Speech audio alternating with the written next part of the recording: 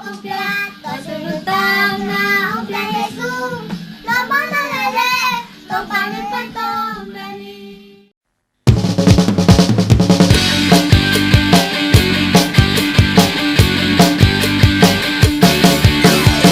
Ang manabang sa ano ang diyan, itangong lo, hatangong lo, upabangin isang tangsolay.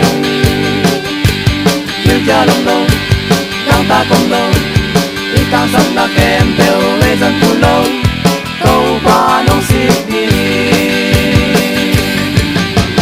Haleluya, panlalata, kensanin, kaputyangin, kaluhompong, lungkamuni, lungnopompya, kantungtang na hompya Jesu, lemonong lele, kau panong patong beni.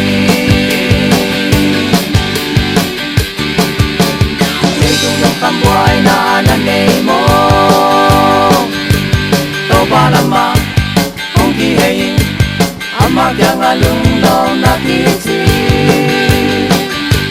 Legong nungta, hasan natin, asal lumibang inong kang dingi, tao ba humpay siya. Haleluya, panlalata, bensanin, kaputyangin, kaluhompong, lungkamuni, lungnopompya, kantungtang na hompya Jesu, lomo nung hele, tobaning patong beni.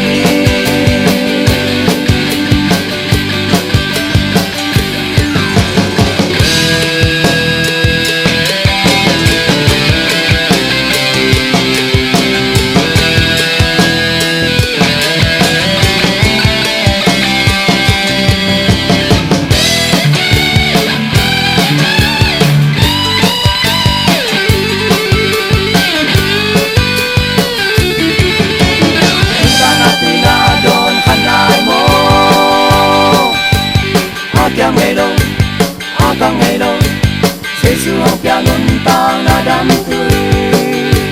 Adon mite, ching mahuni, agang taking